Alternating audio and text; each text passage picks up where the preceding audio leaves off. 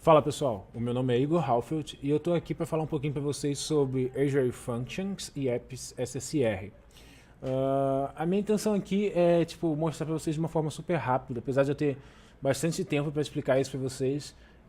Eu quero explicar de uma forma que fique super fácil de entender, sabe? Então, mesmo que possa parecer confuso, os dois lados possa não ter uma relação, eu quero que, mesmo que eu tenha bastante tempo, eu realmente passe isso para vocês de uma forma super didática.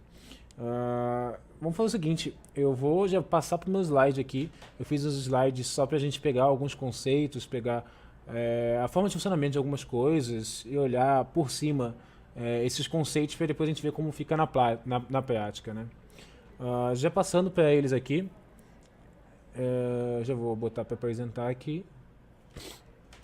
E aí a gente começa. Beleza, então o tema é esse, né? Azure Functions e SSR Apps. Serverless também para o seu front-end, né? Legal, antes da gente começar, eu vou só me apresentar um pouco para a galera que não me conhece. O meu nome é Igor Halfeld, como eu falei logo no início. Tem gente que me chama de Halfield, Alfredo, sei lá, depende aí do nível de CCA que você tem, do nível que você quer me chamar. Então, eu geralmente não ligo não, então de boa aí, inventem nomes criativos, né? Vamos dizer assim. Eu sou engenheiro de software, assim, profissão, sabe? Engenheiro de software mesmo. Eu tenho uma consultoria aberta, se chama essa Halfeld aí mesmo, é uma consultoria que eu fecho. Eu tenho meu trabalho em si, assim, um trabalho fixo, né? Mas eu fecho alguns trabalhos de consultoria por fora. Vocês conseguem me achar em qualquer lugar pelo meu username, Igor Halfeld, ou o meu site, que está logo ali embaixo, que é o igorluiz.me. Além disso, eu também sou o Microsoft MVP. Eu também coordeno a comunidade de Vue Brasil, ajudo a galera lá a organizar. Cada um tem seu papel lá, mas a gente tenta juntar todo mundo para poder fazer um negócio legal, um negócio bem grande. Eu coordeno também, organizo um meetup aqui em São Paulo chamado Vue.js SP, que é um meetup de Vue.js São Paulo, aquela pegada de meetup, só aqui para falar de Vue. Também coordeno o JSSP, que é o meetup de JavaScript de São Paulo, né?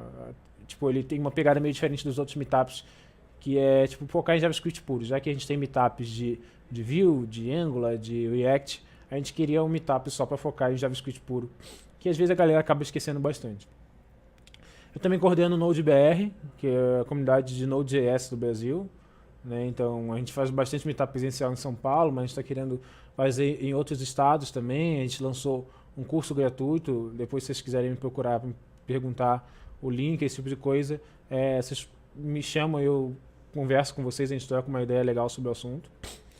Eu organizo um evento chamado Vue.js Summit, que é aquele último símbolozinho ali, que é a maior conferência de Vue.js da América Latina. A gente quis trazer as experiências das VueConf para dentro do território latino-americano, sabe? Essa parte toda do Latam. Então a gente queria realmente trazer essa experiência e a gente conseguiu. Então, foi 2 dias de conferência, foi um evento animal. Depois vocês deram uma procurada aí no Google, Vue.js.summit.com ou Vue.js Summit no Google, se não me engano já vai ser logo o primeiro link.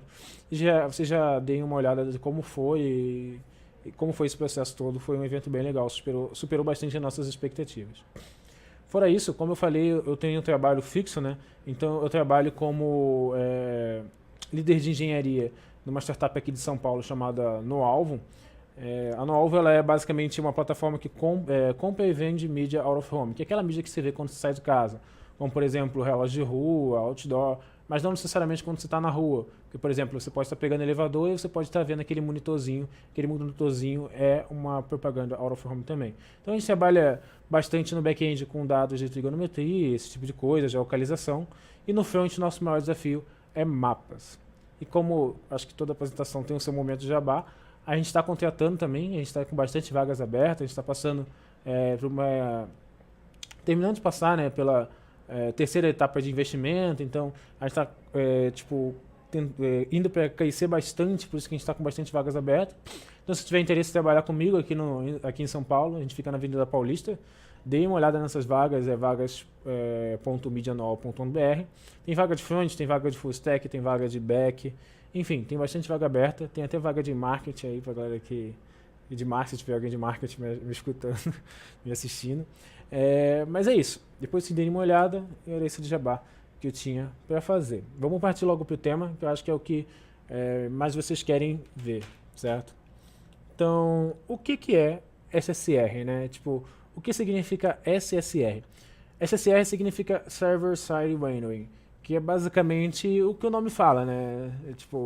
Renderização do lado do servidor, que não é uma coisa, assim, vamos dizer, muito nova. É uma coisa que existe desde os primórdios lá, desde que a galera começou a desenvolver suas primeiras aplicações, e hoje voltou a ficar popular pela forma que a gente faz. É basicamente o mesmo conceito, é basicamente o mesmo funcionamento. O que muda é a forma como a gente faz. Então, um exemplo muito simples, vamos imaginar a construção, sei lá, só fazer uma aplicaçãozinha básica e a gente vai começar pensando, sei lá, no modelo mental, assim, só para dar exemplo, um modelo mental MVC. Então, a gente teria a nossa model, a gente teria a nossa controller e a gente teria a nossa view.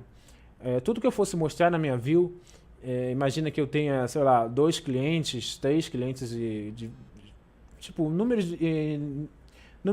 várias possibilidades de clientes, então tipo 1 milhão de clientes, enfim, independente do número de clientes.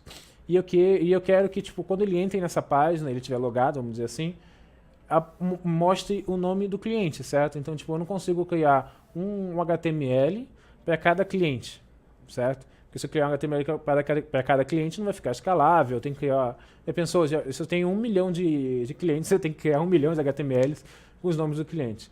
Então, a forma de fazer isso, assim, explicando da forma mais idiota possível, mas sei lá, você tem a sua model, você pega a sua model lá, que é, vamos dizer, seu banco de dados, e dela você tem um controller que pega dessa model o dado e joga na sua view.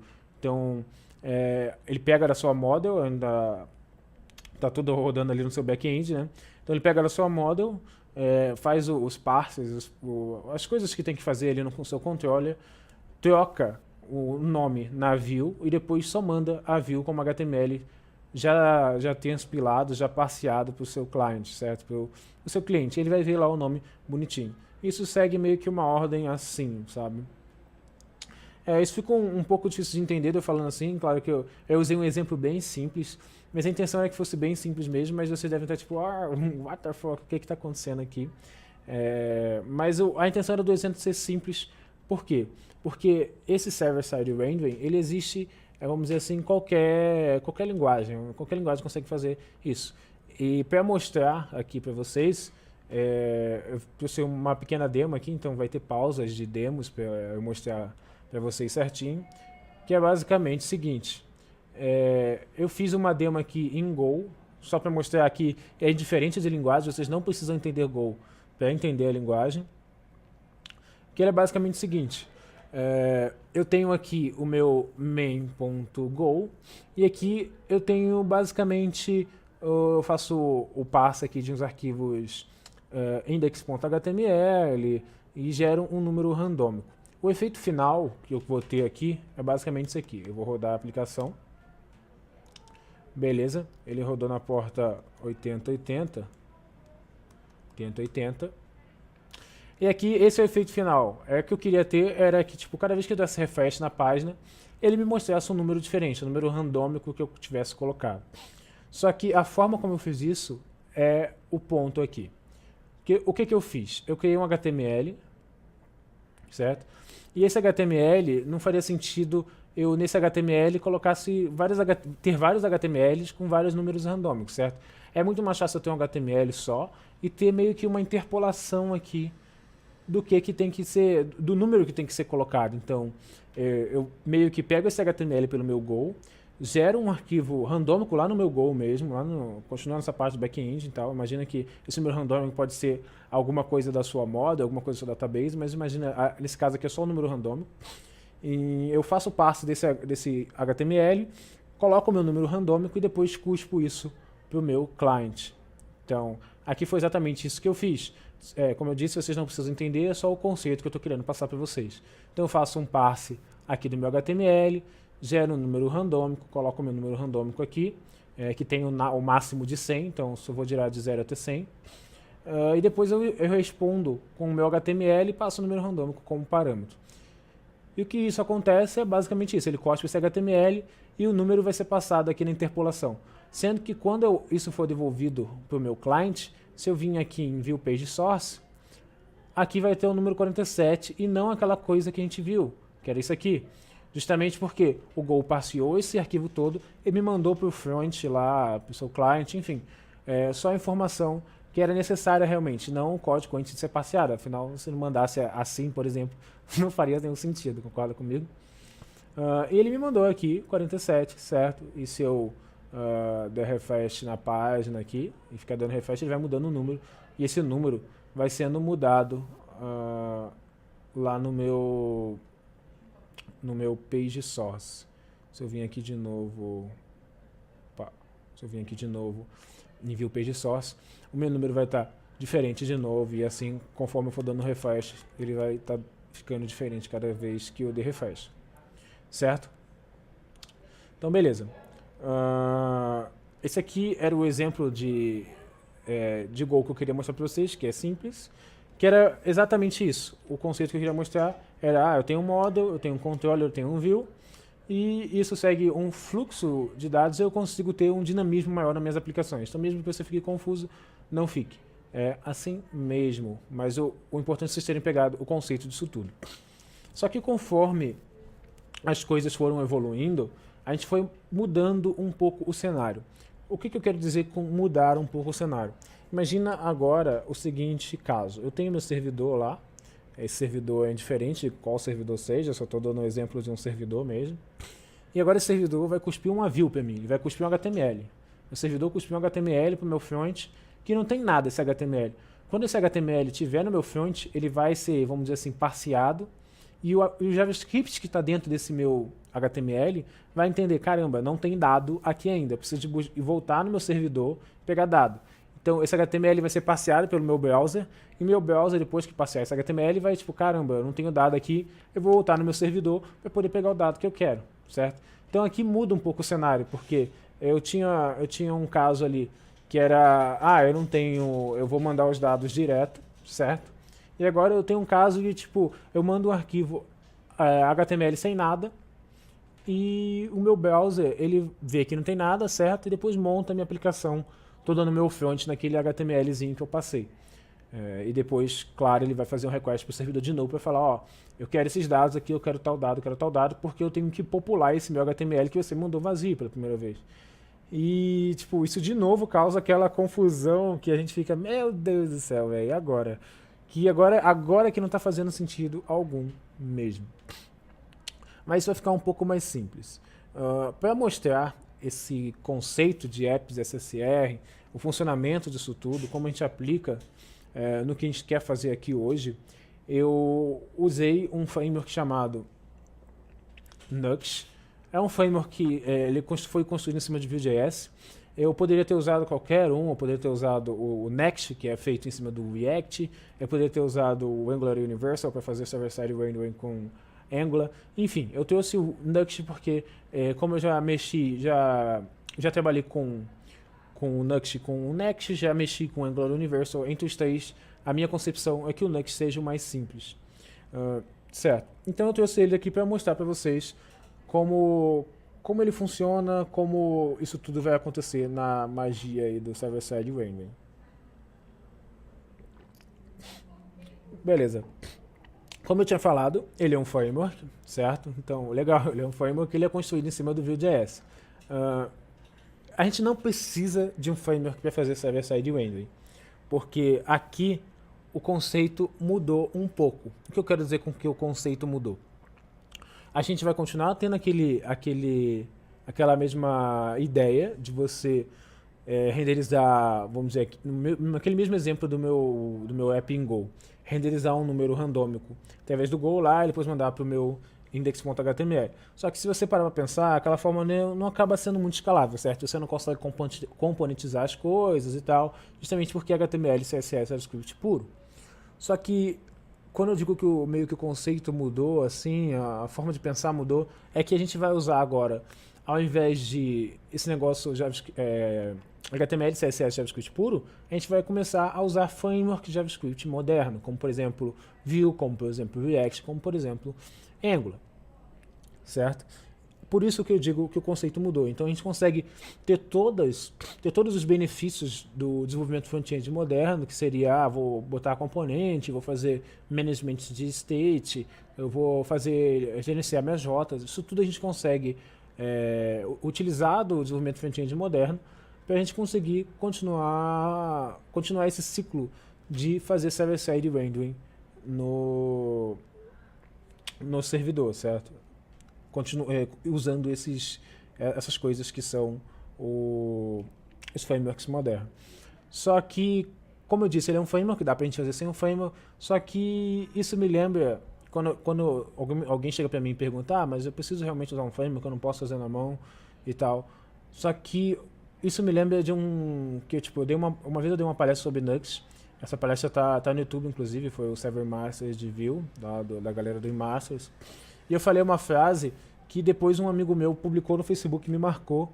E até hoje eu acho que ela ainda faz total sentido, que era basicamente essa frase aqui. Esse cara, Nuxt.js, basicamente existe para o Webpack não te fuder. E isso é uma séria verdade que, tipo, é legal você saber como o Webpack funciona, legal, se você sabe muito bem como ele funciona, parabéns, mas vamos ser realistas aqui, o Webpack é um saco de configurar. E você configurar o Webpack para fazer server-side rendering acaba sendo uma tarefa ainda mais chata de fazer, mais complicada, para você ter tudo funcionando bonitinho, certinho e tal. Então o Nuxt ele acaba ajudando você bastante aí, dando esse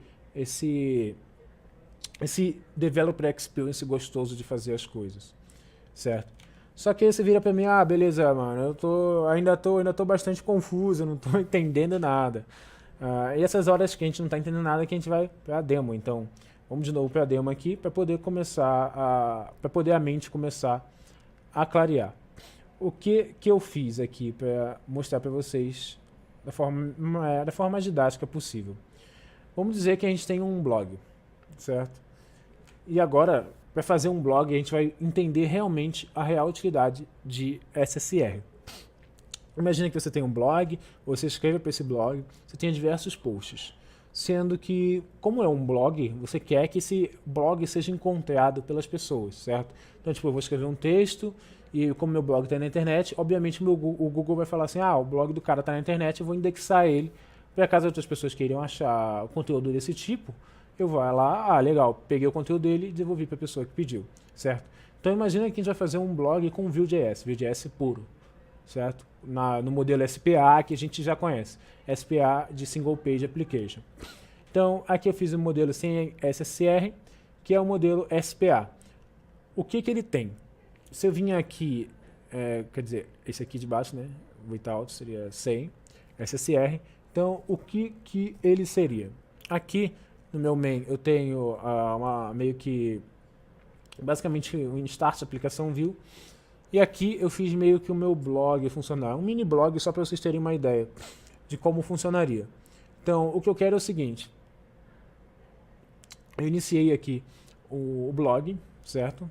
Uma variável blog aqui, só para ter uma string, e fiz o binding dele aqui na minha view, como HTML. Então, o que tiver aqui for HTML, ele vai fazer o binding para minha view e vai aparecer lá todo o HTML que eu tiver que aparecer. Só que aí, quando a minha aplicação é montada, essa é uma função hook, então, tipo, quando a minha aplicação for montada, ele vai chamar essa função, e quando ele chamar essa função, ele vai usar o Axios, que é uma lib para fazer Ajax, para fazer um get para minha pasta static, com esse nome de arquivo aqui que é mypost.md. MD é a extensão de Markdown, para a galera que não conhece.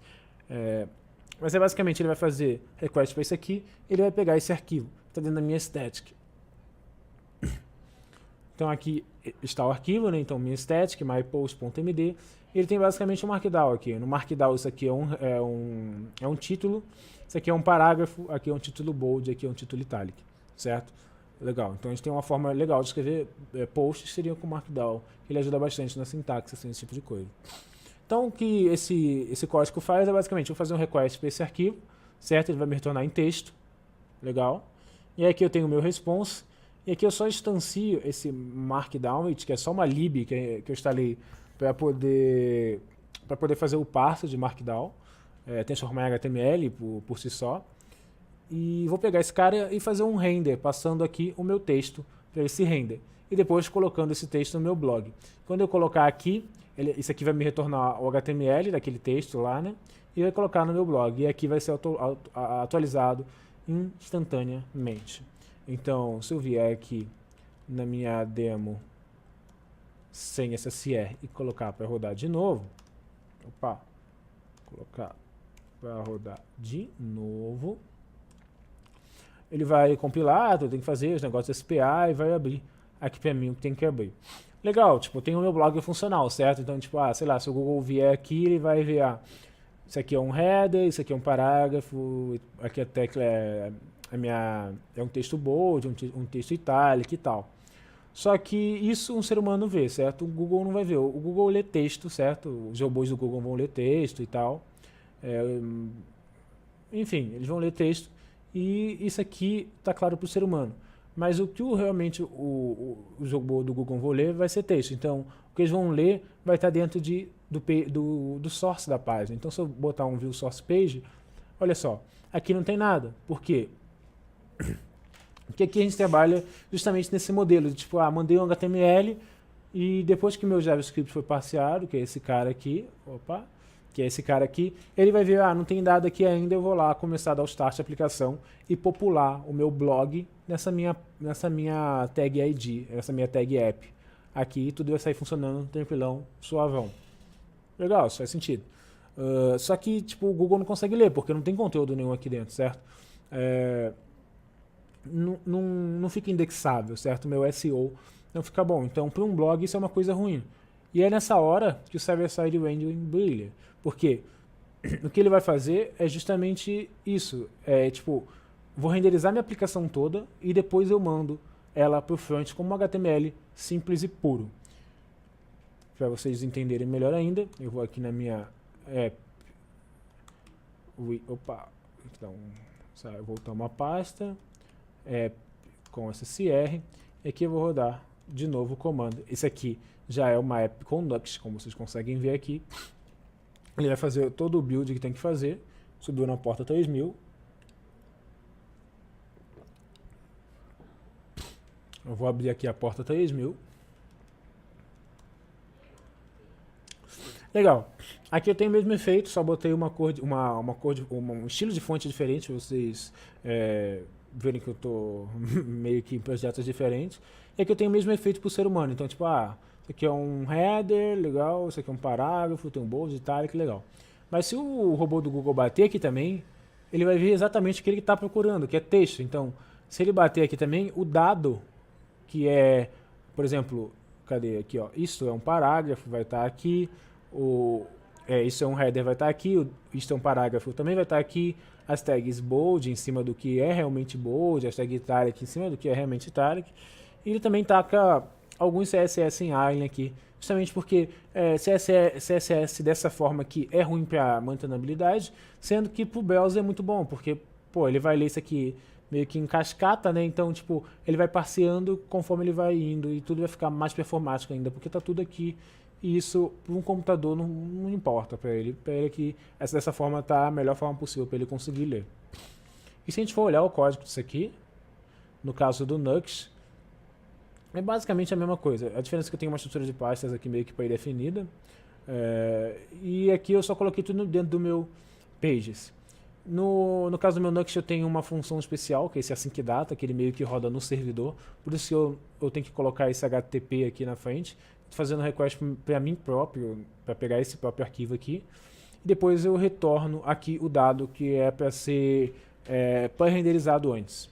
Depois ele já vai colocar aqui e já vai me devolver o template já com tudo preenchido. E aí funciona, que é uma maravilha. Legal. Eu acho que talvez tenha ficado mais claro agora, eu espero que tenha ficado mais claro. Então vamos continuar. Legal, ainda está bastante confuso e agora ficou um pouco mais claro com a demo. Legal, a gente passou do primeiro step, que eu acho que era o step mais complicado de se entender. Espero que eu tenha explicado isso bem para vocês, que é fundamental entender como isso funciona para a gente continuar seguindo em frente. Mas legal, agora a gente sabe SSR e agora vamos partir para a outra parte da talk, que era sobre Azure Functions. Então eu quero juntar esses benefícios que é o SSR, que roda meio que no servidor, e passar para uma Azure Function. Que no caso é esse cara aí da Microsoft, que é basicamente, ao invés de rodar um servidor completo, eu vou subir um servidor completo, eu vou subir só funções. Então imagina, sei lá, no teu código tem várias funções, tem função, sei lá, imagina que tem uma função main no seu código, uma função init, uma função run, enfim. Imagina que essas funções elas estão rodando, um exemplo bem bem estranho, mas vamos dizer assim, essas funções elas estão rodando ali, sei lá, separado, dentro de containers, enfim. Imagina que essas funções elas estão rodando separado e cada função é um servidor. Vamos dizer assim, cada função é um servidor. Então imagina que você pode subir, sei lá, um módulo inteiro, uma entidade inteira, tudo numa função. O que eu quero dizer com isso? Imagina que, sei lá, vou fazer uma camada de autenticação, um exemplo. Vou fazer essa camada de autenticação, vou criar uma function lá que, sei lá, ela basicamente cria JWTs e autentica JWTs. JWTs é de JSON Web Tokens. Então imagina que essa função só faz isso. Então, tipo, eu tenho basicamente uma função, eu subi uma função ao invés de um servidor inteiro, só para fazer autenticação. E com isso eu acabo ganhando menos custo, porque eu não preciso subir um servidor inteiro, para fazer uma coisa que era para ser simples, certo? Só vou fazer uma autenticação ali de JWT, bem idiota mesmo, só para poder ter alguma coisa rodando de autenticação.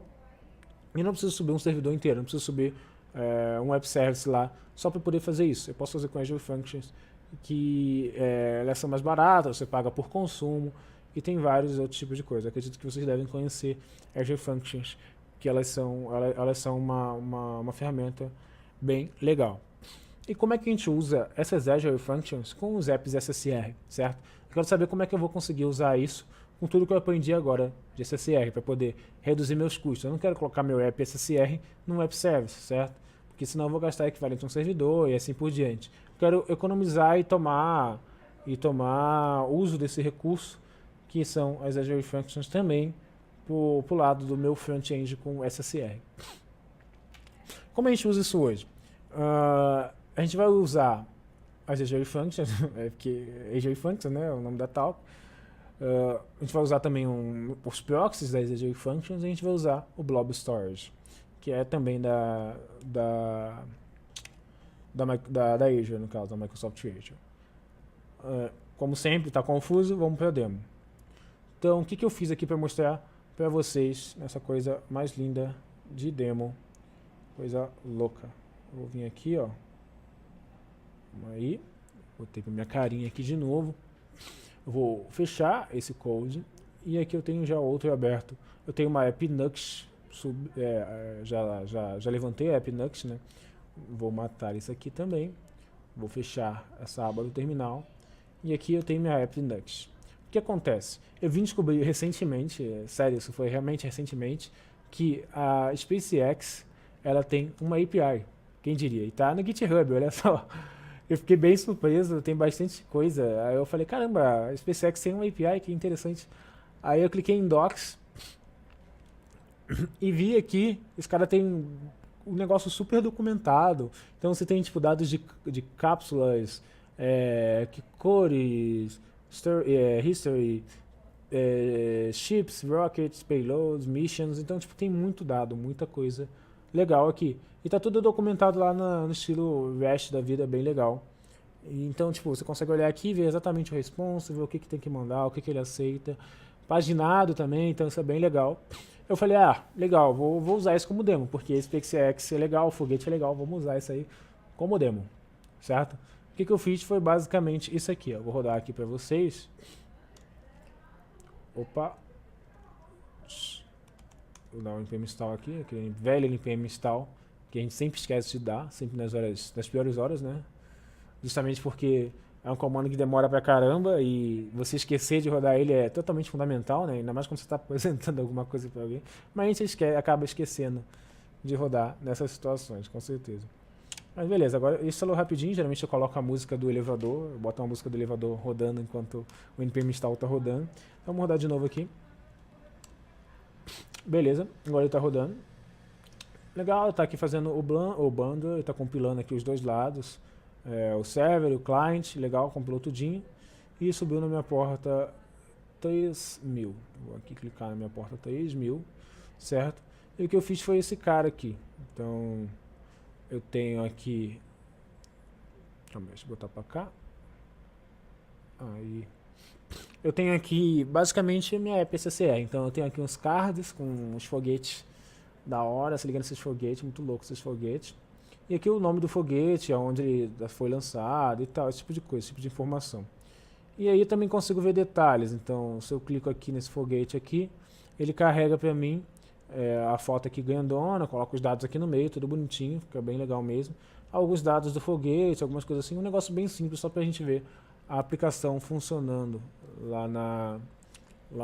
nas functions, né?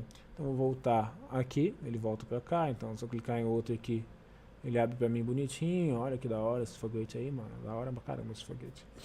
E se eu fizer o que eu tenho que fazer, né, que é, por exemplo, view page source, que é aquele negócio que eu fiz lá, o HTML tá tudo aqui, olha só que bonito, ó. E das duas páginas, então, tipo, tanto da minha página principal, se eu clicar aqui e ver daqui também, dessa outra página, clicar aqui e ver também dessa outra página, ele também está aqui. Então, tipo, olha que legal, olha aí, beleza, tudo indexável. Agora eu consigo colocar essa minha app de foguete no Google, que ela vai ser indexável e a galera vai conseguir achar esses foguetes também, certo? Como eu fiz isso? Eu vim aqui, usei uma função do Nux que é chamada Generate. O que esse cara vai fazer é rodar a aplicação toda e gerar conteúdo, conteúdo estático baseado na minha SPA, vamos dizer assim. E com isso eu tenho os arquivos estáticos. Eu conseguiria sim colocar o meu Pnux lá funcionando como um servidor, assim, que nem estava rodando aqui. Só que as formas de fazer isso não estão muito maduras ainda. Porque isso é vamos dizer assim, uma evolução. Por exemplo, quem começou primeiro com esse negócio do serverless, se eu não me engano, se eu estiver errado, por favor me corrijam, mas se eu não me engano foi o AWS Lambda, que era da solução da AWS, legal. E eles começaram, beleza, aí a Microsoft, caramba, legal, esse negócio é legal mesmo, e começou a implementar. Para a AWS Lambda já existe uma solução para isso. Para Azure, eles estão trabalhando para as Azure Functions, então tipo, daqui a pouquíssimo tempo com certeza vai ter alguma coisa para isso, mas a forma de fazer esses apps SSR funcionarem, as Azure Functions, é fazendo dessa forma que eu vou mostrar para vocês, que também funciona. Então aqui eu acabei de gerar o meu estático todo, o meu estático não, né, o meu app todo aqui, bonitinho, e nisso ele me gera uma pasta chamada dist, certo? E aqui eu tenho o meu conteúdo bonitinho, certo? Aqui é o meu index.html, com todas aquelas informações aqui, que nem eu falei com vocês, né, que ele coloca. E aqui o Nux com os JavaScripts que são precisos, né? O que eu preciso fazer? Eu preciso vir aqui no meu Microsoft Azure, eu vou no meu Storage Accounts, eu já coloquei aqui previamente para não ter nenhum problema, porque vocês estão ligados que live code, demos assim, é sempre meio problemático, né? Mas eu subi aqui, então se eu vier aqui em Blob Accounts, clicar aqui no meu SLS Basic, Serverless Basic, né, que eu criei, e vim em Storage Explorer. Se eu clicar em Blob Containers, eu criei aqui o SpaceX Web Builds, que é para colocar os builds que eu fizer. Eu acabei de fazer um build, então a gente coloca aqui. E eu coloco aqui exatamente o conteúdo da minha pasta static. Então, aqui eu tenho exatamente, tipo, Nuxt, NodeQL, esse aqui, bonitinho. Aqui os arquivos JavaScript, né? Eu coloco exatamente a pasta aqui. Então aqui eu tenho exatamente os mesmos arquivos, até dentro da pasta Nux eu tenho exatamente os mesmos arquivos. Legal. Agora, se eu clicar nesse index.html, cadê? Eu tenho um copy link aqui. Se eu botar um Ctrl C aqui, ele vai me dar esse path, certo? Se eu clicar esse path, legal, funciona também.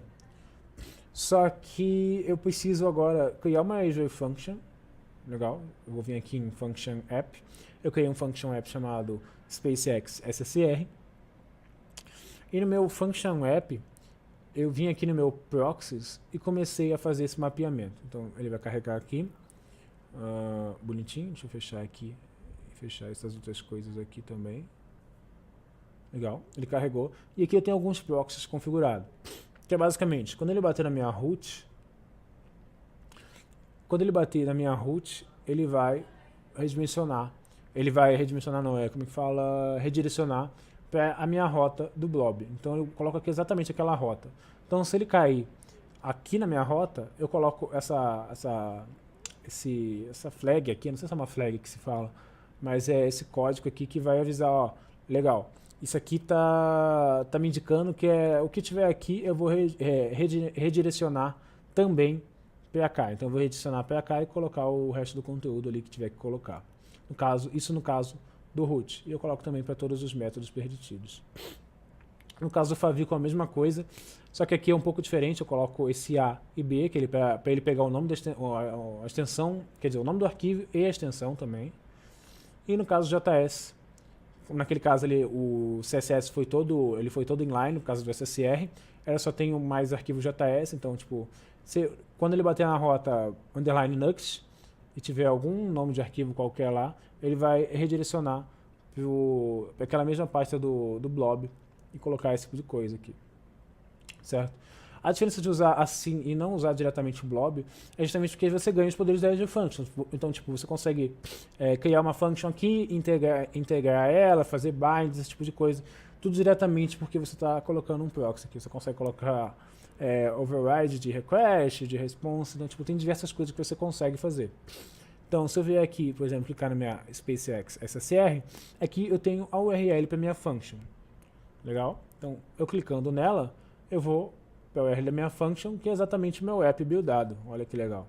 E se eu clicar, tipo, nas coisas que eu tenho para clicar, por exemplo, ele vai ter a renderização exatamente como a gente fez antes. Ó, voltei aqui, clicar nesse cara aqui, por exemplo, e eu tenho exatamente a mesma coisa, só que rodando agora direto da minha Azure Functions. Certo? Legal. Isso a gente consegue, tipo, ver como a gente consegue também colocar outras coisas que não só, tipo, código, não só, tipo, módulos de autenticação, por exemplo. A gente consegue colocar front-end nas Azure Functions também. Claro que, como eu falei da limitação, tipo, isso em breve vai ser resolvido, e quando ser resolvido vai ser, ó, muito bom. Eu vou voltar aqui para os meus lindos sliders. Aqui. Beleza, a gente já entendeu aqui meio que como funciona, legal. E agora a grande pergunta, né? Por que usar um com o outro? Por que usar SSR nesse tipo de coisa? Bom, isso é sempre legal ter essas perguntas, justamente porque é legal questionar, né? Então, eu acho que o maior ganho aqui que a gente tem com isso seria o lance de você ter um custo reduzido. Você não vai precisar subir um servidor inteiro para colocar basicamente um front, né, vamos dizer assim. Claro que não é mais um front, né, você tem que mudar o seu mindset, tem coisas que mudam, ainda mais, por exemplo, pensa que a sua app vai ser renderizada no servidor, então você não pode acessar o window, porque no servidor não existe o window, então tem diversos tipos de casos que você tem que tomar cuidado, mas é basicamente um front, então tipo, eu não preciso subir um app service para colocar o meu app SSR, eu consigo colocar basicamente a minha function e sai tudo muito legal, muito maneiro e fica tudo muito bom. Eu acho que esse é o principal motivo de a gente usar, principalmente por causa de, sei lá, um exemplo aqui no trabalho é que tipo, a gente está pensando em fazer isso em relação às nossas landing pages, como por exemplo, a gente trabalha bastante publicidade, então é legal a gente ter landing pages para cada tipo de mídia, então tem mídia de metrô, mídia de aeroporto, relógio de rua, outdoor, esse tipo de coisa, e é legal a gente ter home pages lá, tipo landing pages diferentes para cada uma. E a gente tem um repositório de componente interno, certo? Então a gente quer utilizar esse repositório de componente como um framework moderno faria. Então os mesmos componentes que a gente usa, sei lá, no nosso back-office, a gente quer usar nas landing pages. Já que é desnecessário reescrever o negócio todo só por causa de um componente, certo? Então a gente consegue usar o Nux para fazer esse tipo de coisa, deixar as landing pages com um SEO bom, uma performance boa, e ao mesmo tempo não ter um app service para cada landing page. Consigo colocar cada landing page numa function e é isso aí, tudo fica muito legal, tudo fica muito maneiro. Mas esse é o principal motivo de eu ter visto a união tão legal, a união tão, vamos dizer assim, perfeitinha, que é esse lance do serverless, no caso das Azure Functions, com os apps SSR. Esses apps SSR eu digo porque que tipo, ele é SSR, mas ele poderia ser uma SPA, também funciona muito bem, mas aqui no caso é SS, mas aqui no caso é SSR. Mas era isso que eu tinha falado para vocês. Como eu tinha falado, o lance era ser bem didático, então não queria me estender muito aqui. Vocês conseguem me achar através do meu site, que é esse aqui, igualuiz.me/talks, que vai estar essa talk aqui também, e meu username, Igor Halford. Era basicamente isso que eu tinha falado para vocês. Como eu disse, eu não queria me estender muito no assunto, porque não é um assunto complexo, é um assunto que, tipo, você explicando da forma certa, todo mundo consegue entender. E creio eu que eu tenha conseguido explicar isso para vocês, que era, explica um conceito, amostra uma demo, explica um conceito, amostra uma demo. E a forma de fazer isso era exatamente essa que eu queria. Não um conteúdo muito pesado, e sim um conteúdo muito simples, um conteúdo que fica fácil de todo mundo entender, certo? Então, pessoal, é isso. Qualquer feedback, não deixem de falar comigo, só mandar algum tweet, alguma mensagem. Esse username é o mesmo username do meu Telegram, então você pode mandar mensagem lá. Eu estou sempre online, estou sempre trabalhando, né, quase não durmo. Então vocês conseguem me mandar dúvidas, alguma coisa assim, vamos trocar uma ideia, falar de uma experiência de vocês. Esse tipo de coisa é bastante legal nas comunidades de desenvolvimento de software. Mas é isso, pessoal. Eu espero que vocês tenham gostado.